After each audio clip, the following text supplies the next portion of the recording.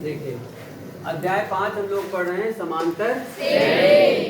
समांतर श्रेणी की परिभाषा है ऐसी श्रेणी के पदों को जिसमें प्रत्येक पद पूर्व पद में कोई नियत संख्या जोड़ने या घटाने से प्राप्त होता है उसे क्या कहते हैं? समांतर श्रेणी।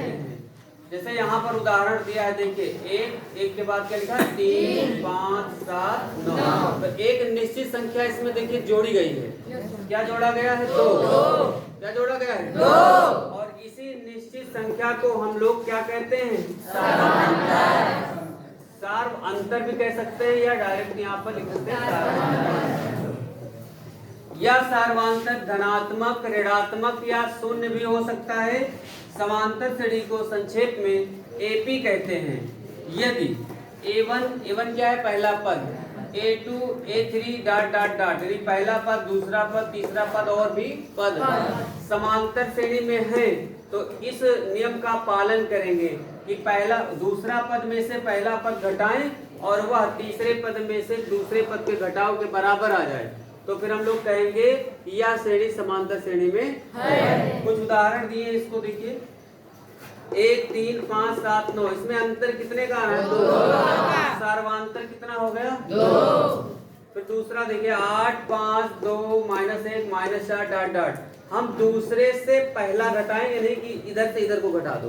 देखिए दूसरे से पहला घटाएगा तो 5 में से अगर 8 घटाते हैं तो क्या बचेगा? -3। तो यहाँ पर सार्वंतर कितना हो जाएगा? -3। अगला उदाहरण A+D, A+2D इसी तरह है। सार्वंतर निकालना है तो दूसरे से पहला घटाइए, तो A+D से A घटाओ तो A कट गया, क्या बचा? D। अच्छा तीसरे से दूसरा घटा दो तो A इसमें भी कट गया और 2D से D घटाओ तो 1 भी बचा। मतलब सार्वंतर क्या आ रहा है? D। समझ गए सार्वंतर? तो समांतर श्रेणी में कब होंगे? जब उनका सार्वंतर क्या होगा? एक निश्चित संख्या होगी, नियत संख्या होगी, है ना? समझ रहे हैं? ठीक। अब प्रश्नावली डालिए 5A, लिखो प्रश्नावली 5A और पहला सवाल देखिए।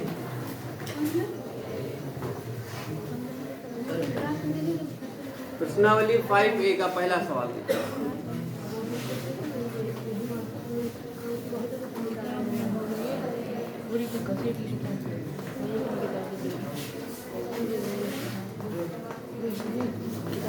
देखिए लिखा है निम्नलिखित में प्रत्येक समांतर श्रेणी के लिए प्रथम पद तथा सार्वंतर लिखिए।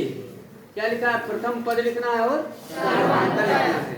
जैसे पहला सवाल है यहाँ पर, ध्यानपूर्वक देखिए, एक श्रेणी दी गई है 3, 1, -1, -3 डॉट डॉट डॉट। तो पहला पद क्या होता है? ये देखिए यहाँ पर है ना पहला। तो यहाँ पर हम लिख सकते हैं पहला पद और पहले पद को किससे लिखते हैं? A1 से। तो पहला पद कितना हो गया? 3। समझ गए? अब हमको क्या निकालना है? सार्वंतर। तो सार्वंतर को D से प्रदर्शित करते हैं। सार्वंतर D बराबर क्या सूत्र होता है? A2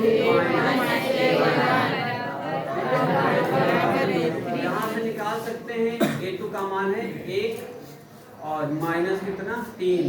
कितना बचेगा? -2। यही हमारा आंसर है। समझ रहे हैं? तो पहला सवाल आप कर सकते हैं, केवल क्या बताना है आपको? पहला पद बताना है और सार्वंतर बताना है। दूसरा प्रश्न देखिए, इसके सभी भाग कर लीजिएगा, दूसरा भी, तीसरा भी, जितने भी हैं, ठीक। अब दूसरे का पहला प्रश्न देखिए। दूसरा लिखा है निम्नलिखित में से कौन कौन समांतर श्रेणी में है। अब बताना है कि कौन कौन समांतर श्रेणी में है। यदि कोई समांतर श्रेणी है तो इसका सार्वंतर ज्ञात कीजिए और इसके 3 और पद लिखिए। मतलब 3 और पद लिखना है, ठीक है ना?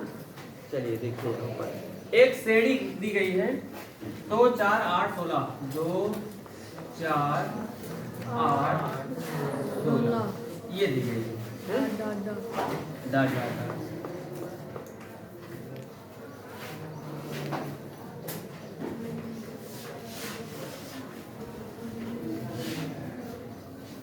ठीक, पहले इसको नोट कर लीजिए।